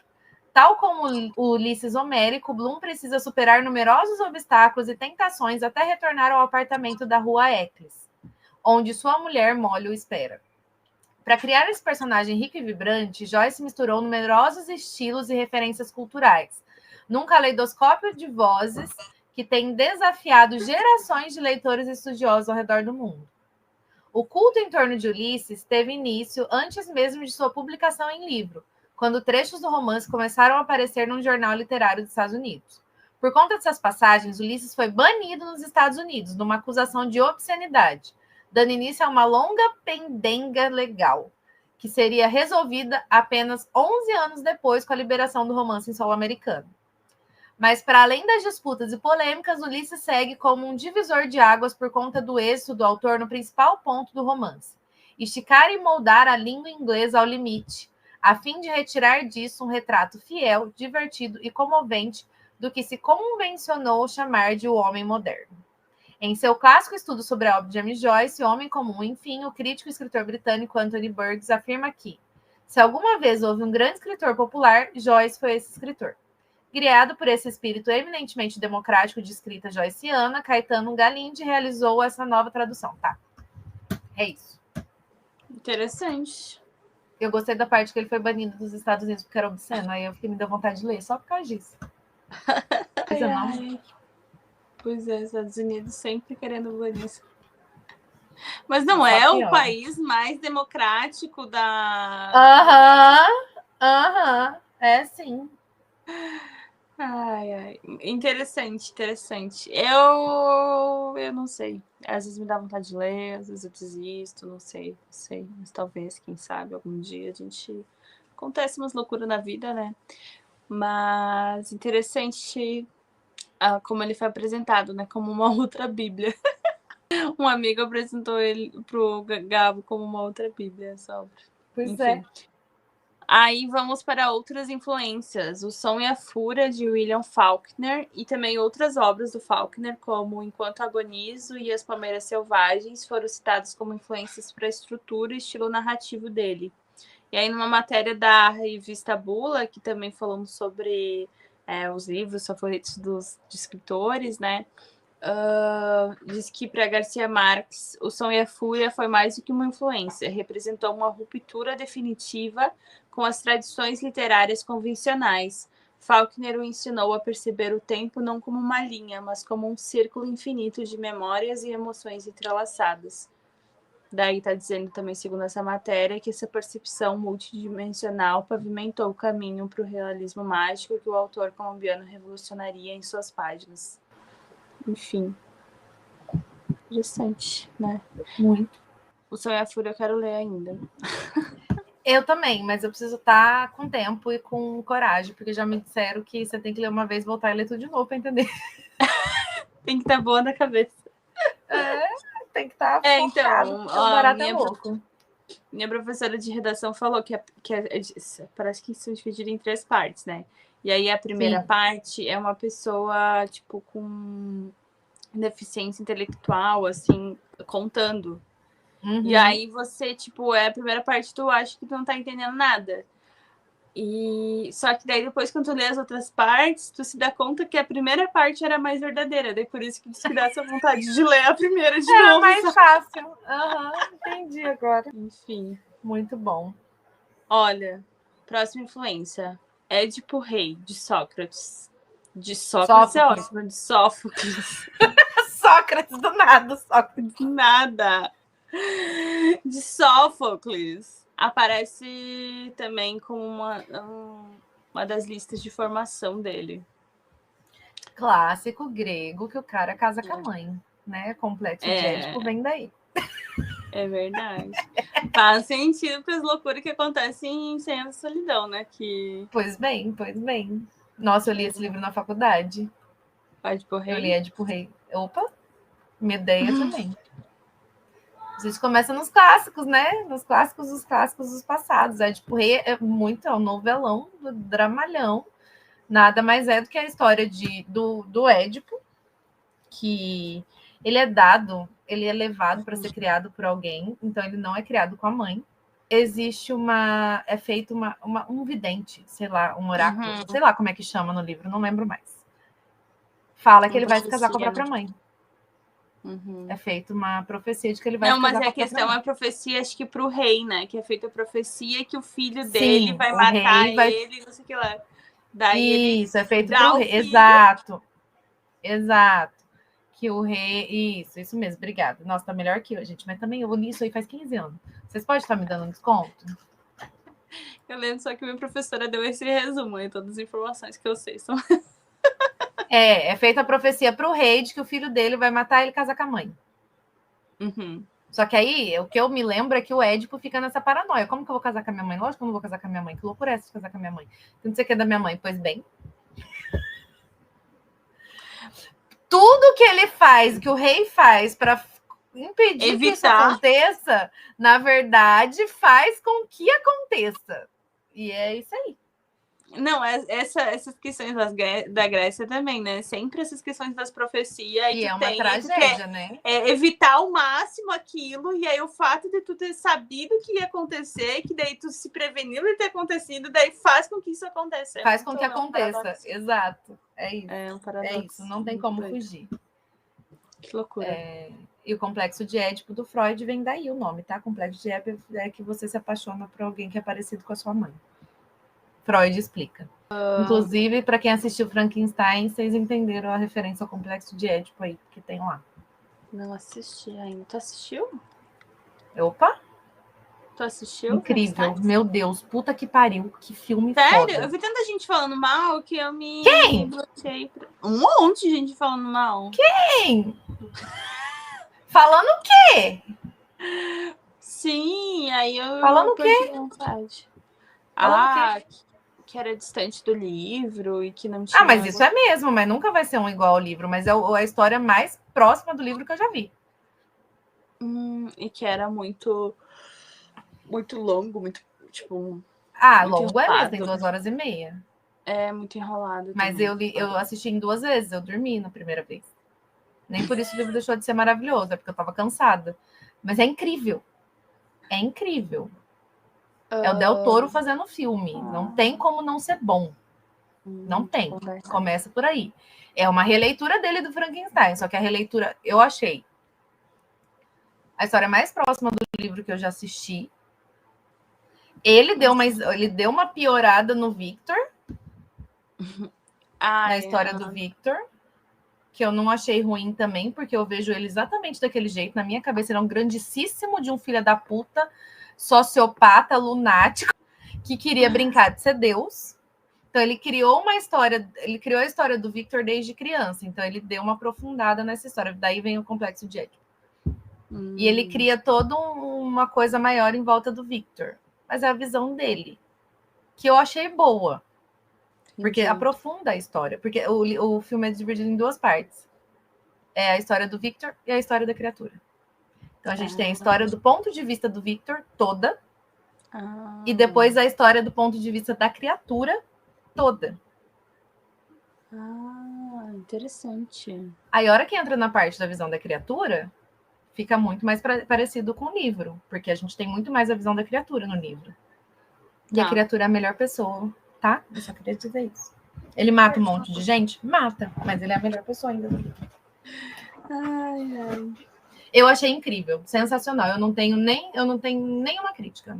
Só tirando a parte que a criatura ela ruge igual um bicho. Tirando essa parte, no começo do filme eu fiquei, que isso, gente? Pra quê? Não, tirando isso, tudo perfeito. Tudo perfeito. Muito bom. Não tá aqui, mas acho que também Pedro Páramo, né? É uma grande referência também. Sim. Então, porque o Pedro Páramo foi o primeiro romance dito do realismo mágico, né? Então ele inaugura. A própria frase do mágico. Gabriel Garcia Marques. A leitura profunda da obra de Juan Rulfo me deu, enfim, o caminho que buscava para continuar meus livros. Sim. Então, é isso. Foi a grande influência dele. Não sei também se Metamorfose, talvez, também, um pouco, do Kafka. Não sei. Que aqui fala que Macondo tem muito de... Wicca Quê? Wicca na Potomapa? Não sei. Agora que eu entendi o que você tá tentando falar. Yokinapatawapa.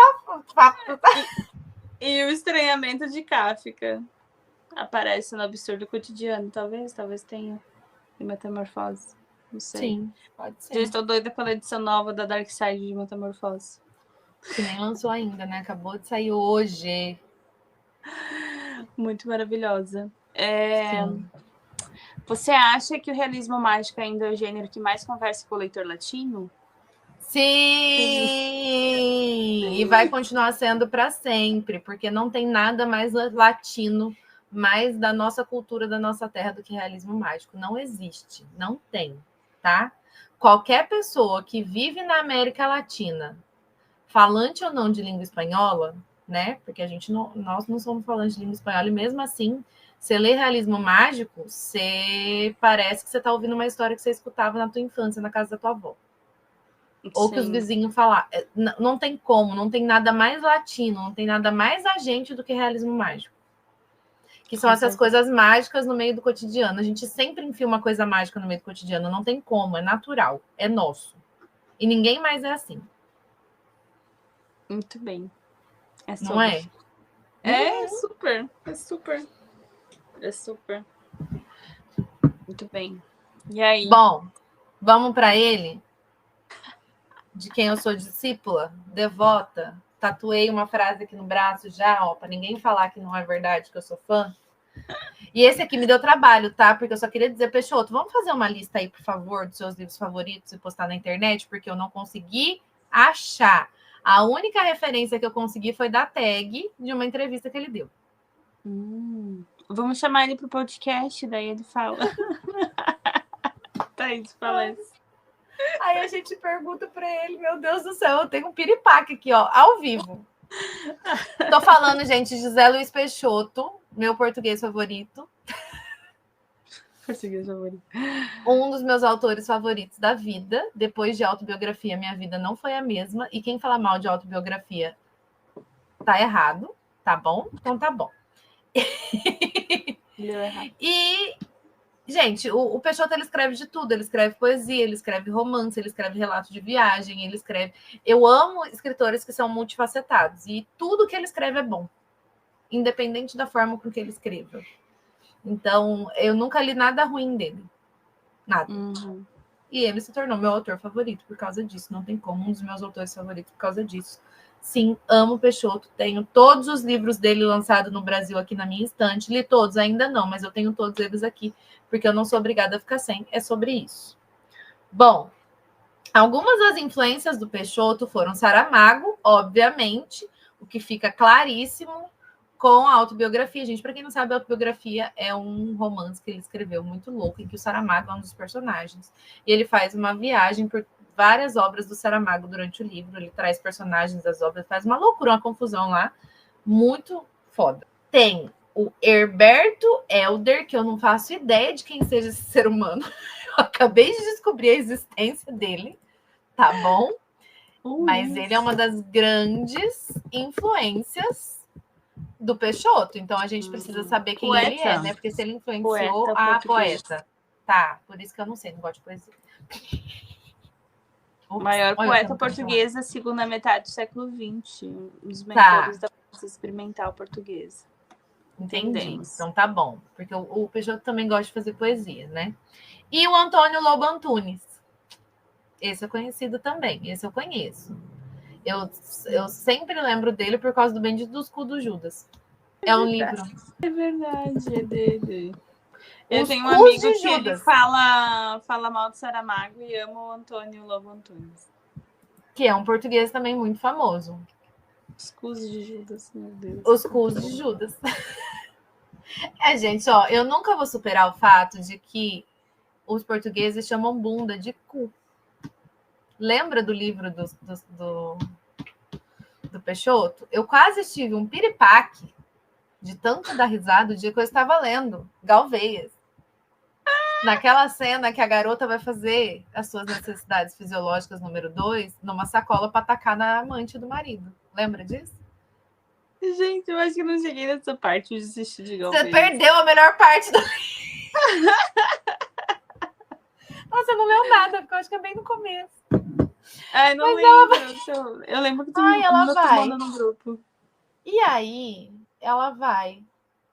Só que era pra ser bunda as coisas que ele fala, mas ele fala, aí ela abriu as bandas do cu. Aí eu não tive condição, entendeu? Você imagina a mulher abrindo pra fazer cocô na sacola. Olha, a que ponto chega o ser humano? Que loucura. É muito bom, porque o livro é todo assim, de repente ele me vê com essa cena e eu assim, não, essa mulher não vai fazer isso. Pois ela foi lá e tacou bosta na outra. Ela tacou.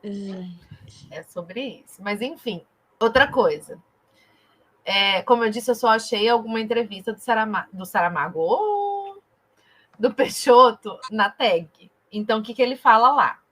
Ele fala que Os Filhos da Meia-Noite, de Salman Rushdie, que é o mesmo... era o livro que ele estava lendo no momento da entrevista. Informação importante. Certo? Informação 1. Ele estava lendo Os Filhos da Meia-Noite. Esse Salman aí é famoso também, né? Não conheço. Ele tem um outro livro que é mais famoso, não esse daí. Peraí. Ele é autor de Os Versos Satânicos. Ah, tá. Eu nunca lembro o nome dos autores. Impressionante. A gente já falou dos Versos Satânicos aqui. É um livro que eu, inclusive, quero muito ler. Né? Até porque polêmicas religiosas. Que a gente gosta. Gostamos. Sim. E ele disse também em entrevista que a obra do Fernando Pessoa foi o livro, ou seja, a obra, que mudou a vida dele. Não só a sua, né, Peixoto? A sua e de muitas pessoas por aí, né? Eu, inclusive, fiquei em depressão profunda depois de ler a poesia completa de Ricardo Reis, por exemplo. A vontade de cortar os pulsos foi grande. Que horror. Ai, meu Deus. Mas é verdade, gente. É melancólico. E eu fiquei... É muito bom. Aí você fica melancólico junto. Impressionante. Ai. Olha, só uma curiosidade sobre Os Filhos da Meia-Noite. Primeira frase da sinopse. A história da Índia no século XX, narrada em chave de realismo fantástico. Viu? Legal. Já gostamos. E aí o Peixoto disse também que Ulisses, do James Joyce, foi o único livro que ele não conseguiu terminar. Tá vendo? Eu também não vou ler. Porque se o Peixoto não deu conta, quem sou eu para dar? Entendeu? Ai, que horror. O que mais que ele diz? Ele disse que o primeiro livro que ele leu na vida foi Esteiros, de Soeiro Pereira Gomes. Gente... mas é um infanto meio... A idade de leitura recomendada de 7 a 18 anos. Mas olha a história. Esteiros, que foi publicado em 1941, é o romance clássico da literatura neorrealista portuguesa que denuncia e condena o trabalho infantil. Como explica o autor, esteiros são minúsculos canais como dedos de mão espalmada abertos na margem do Tejo. Dedos das mãos ávaras dos telhais que roubam Nateiro as águas. Meu Deus, não entendi nada do que o resto está escrito. Mas enfim, que triste história. Né? É sobre um livro sobre trabalho infantil, mas que também, pelo jeito, é meio que um livro para criança e adolescente. Para criança, sobre assuntos leves, coisas leves. Coisas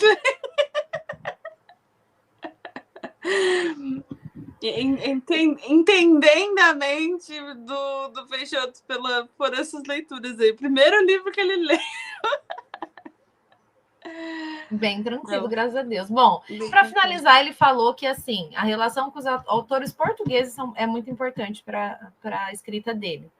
Que a maioria dos autores marcantes na vida dele foram portugueses, de Aquilino Ribeiro a Lobo Antunes, passando pelo inevitável Fernando Pessoa. Legal. Ele não fala Sim. sobre Walter Hugo Mãe, né? Que é Não. contemporâneo dele. Não, às vezes é só...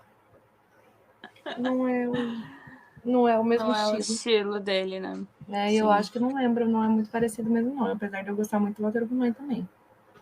O Peixoto mistura a tradição poética portuguesa com uma sensibilidade contemporânea. A influência saramaguiana aparece na cadência das frases e no toque filosófico das suas obras, com certeza. Essa influência de Saramago a gente vê, assim, muito absurda mesmo. Então faz sentido. E, Luíse? Não, nada a ver essa pergunta. Não, nada a ver. Qual o teu romance favorito de Peixoto, Thaís? Ai, autobiografia. Ainda é autobiografia. Nenhum bateu autobiografia. Eu acho mais genial dele. Apesar de o segundo ser o Caminho Perfeito. Que eu tenho tatuado aqui. Que é meu favorito. Mas a autobiografia ainda é meu favorito. Caminho Perfeito é meu favorito. Mas eu comecei a ler O Cemitério de Pianos nesse ano e parei porque... Eu queria muito ter lido ele. Eu parei para ler 2 dias só. Mas eu tenho certeza que ele tá aqui, ó. Não tá não. Ele tava. Mas eu tô doida pra ler. Uma hora eu tava almoçando e eu comecei a chorar com um parágrafo tão lindo sobre pianos. Peixoto, você não Peixoto. Mas, tipo, não... Sabe que eu chorar, assim, de juntar lágrimas? Gente, esse parágrafo, acho que é um dos parágrafos mais perfeitos que eu já li na minha vida. Ele contando sobre a relação do pai dele, né, do protagonista, com os pianos. E eu fiquei assim... Gente, que lindo isso. Aí eu fiquei, cara, há chances de roubar lugar de O Caminho Perfeito. Meu único problema com o Cemitério dos Pianos é que a Surucucu fez a TCC dela baseado nesse livro. Não, eu não tinha essa informação. Eu acabei de lembrar, tinha esquecido. Enfim. Ai, muito bom. Vamos para a próxima, então, Luísa? Sua próxima autora favorita? Shirley Jackson, maravilhosa, rainha. Aquelas, eu li um livro da autora, mas virou autora favorita, pois fiquei assombrada com esse livro, fiquei presa na casa da colina, não conseguia sair de lá. Que horror, gente. Enfim, a rainha do terror psicológico, né? E ela escreve sobre a ansiedade humana como se estivesse narrando o crime. Que definição! Muito bom. Enfim, é bem psicológico mesmo, né? Os livros dela. E eu amo, assim. Vamos ver as influências. Vamos ver. Jackson era muito influenciada pelo gênero gótico, por autores como Edgar Allan Poe. Entendo, conheço. E Nathaniel Hawthorne. Não conheço. No sentido do horror psicológico, da ambientação e do cotidiano que se torna estranho. É bem esse, os livros dela. O livro dela é bem assim mesmo. Tá. Quem que é esse Nathaniel aí? Que curiosa. Vamos ver algumas obras. Nossa, um homem feio. Ele é autor da Letra Escarlate. Entendi. Entendi. Tá explicado. Entendi. Faz sentido. Era muito legal. Nathaniel. Ela possuía uma enorme biblioteca pessoal. Segundo uma reportagem, Jackson disse que tinha mais de 100 mil livros quando morreu. Gente, 100 maravilhosa. mil. 100 Como mil. que se tem 100 mil livros? Ela tinha uma casa só para os livros. Gente, Jura? Meu Deus do céu. Ah, se a gente for pensar que ela viveu, sei lá, muito tempo atrás, que eles casaram gigantesco, imagina. Dá para fazer uma biblioteca de 100 mil livros. Ó, entrevistas e análises biográficas menciona-se que ela lia histórias de fantasmas tradicionais e relatos Claro. de pesquisas psíquicas como parte de sua preparação para escrever obras como A Assombração da Casa da Colina, né? Uhum. Faz sentido. E aí, porque também, né, na Assombração da Casa da Colina é meio que um teste que está sendo corrido ali, e aí tem várias informações técnicas de como eram aqueles testes e tal. Então, o terror dela é sutil, moral, doméstico e inquietante. Herança clara desses nomes. Enfim, na Eu tinha verdade, visto em algum Jackson lugar. fez o nome dela, né? Eu já vi em algum lugar o Thomas Hardy, que fez muito sentido na minha cabeça. Thomas Hardy? O do caralho do Não. parafuso? Não, é Thomas outro nome Harris. dele. Pera. Thomas Harris, eu acho que é. Thomas Harris. Sim. Não, Nossa, mas eu Henry acho... James, não. É, É que eu sempre confundo. É o Henry James, o da Volta do Parafuso. mas eu ainda acho que a Assombração da Casa da Colina vai dar de 10-0. Vai empurrar ele da escada e é muito melhor. De quando que é a Volta É que do ele é Parafuso? psicológico, mas acontecem coisas também. Não fica só, tipo, na suposição. Ai, para. Nossa, ódio. Da Volta do Parafuso, a maioria do pessoal que leu ali na maratona não curtiu também. A Volta do Parafuso é de 1898, certo? Assombração.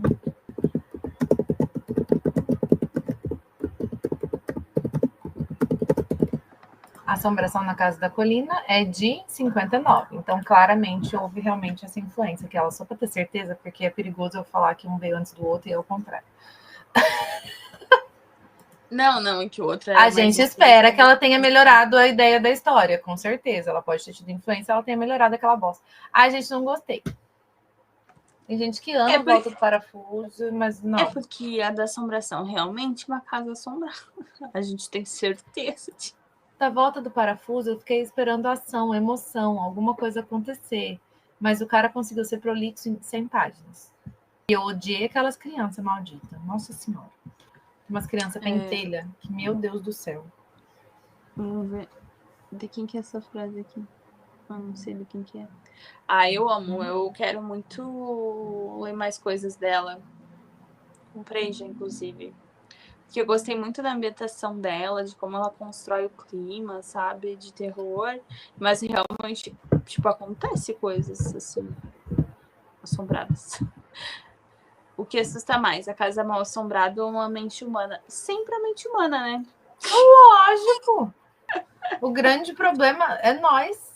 E sem contar Sempre. que também o quanto uma casa mal assombrada, o quanto uma coisa vai influenciar, também vai depender da tua mente, né? Do teu estado de espírito ali. Da tua né? Então, como tu reage influencia muito assim também, né?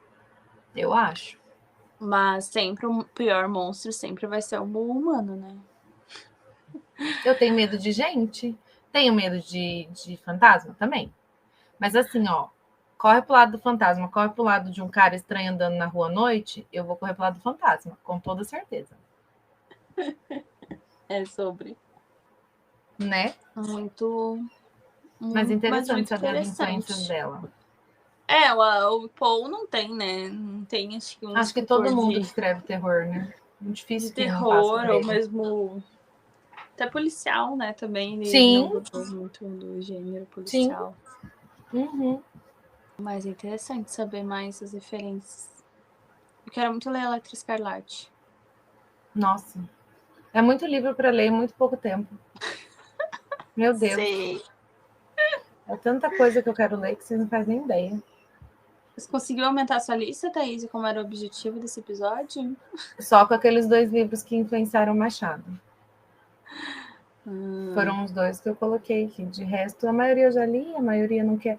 Ó, depois que o Peixoto não conseguiu terminar Ulisses, é isso aí. Não há nem esperança. Não. Não, eu fiquei assim, cara, nunca tinha lido a sinopse da Montanha Mágica, agora eu li esse inferno, agora fiquei com vontade de ler. Eu já tinha lido, e mesmo assim não me deu coragem. Ainda mais sabendo da história da Evelyn, que demorou sei lá quanto tempo, e ela só conseguiu terminar de ler porque ela sentou na biblioteca e falou que só ia sair de lá quando ela terminasse. Ela foi pra cultura, sentou lá e falou que só ia embora quando ela terminasse. Ela ficou o dia inteiro lá. Nossa senhora. É o tipo de determinação que não me pertence. É que ela é ariana, né? Chega uma hora que a ariana enfesa, a teimosia é maior. Sim. Lembra o dia que ela leu um livro de madrugada para ser a primeira a terminar? É verdade. Houve uma treta no nosso grupo de leitura de Allende, que inclusive está desativado, né? Ninguém conversa mais lá, mas enfim, em que uma das pessoas disse que porque ninguém termina, eu leio primeiro, e ninguém lê na prazo, e pipipipopopó, lá, Evelyn fezou, e ela falou que ela ia ser a primeira a terminar aquela leitura coletiva. Ela começou a ler meia-noite do primeiro dia, terminou antes de amanhecer.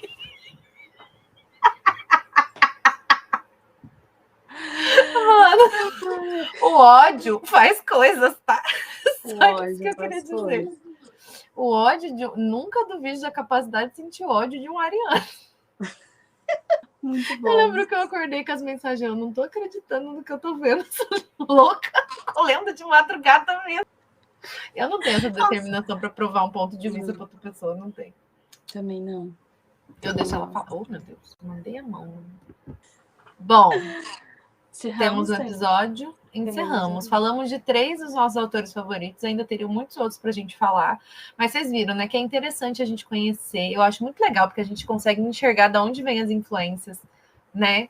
Da onde vem muita coisa. Porque nada vem do nada, né, gente? Nós somos frutos de tudo que a gente consome. Os nossos autores favoritos também são frutos de tudo que eles consomem, do que eles vivem.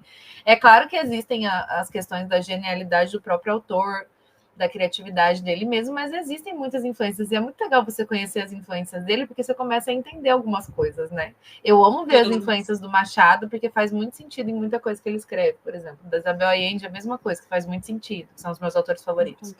Então as coisas começam a fazer sentido, então é interessante. As da Jane Austen, maravilhosas, né? Só mulheres que escreviam mistério e romance, enfim. É muito legal a gente saber de onde, quais eram as... Tanto que a Luísa falou, a gente tem o costume de perguntar isso para todos os autores que vêm aqui. Quais são suas influências? O que você gosta de ler? Né? Porque diz muito sobre aquele autor específico, né? Vai construindo. Muito legal, adorei o episódio. Também gostei. Aí. Obrigada a todo mundo que ouviu a gente até aqui. E até semana que vem. E orem por mim para que eu consiga ler essa semana, gente. Amém. Amém. Beijo, gente. Beijo, gente. Tchau. Você ouviu o Literatura Sem Frescura.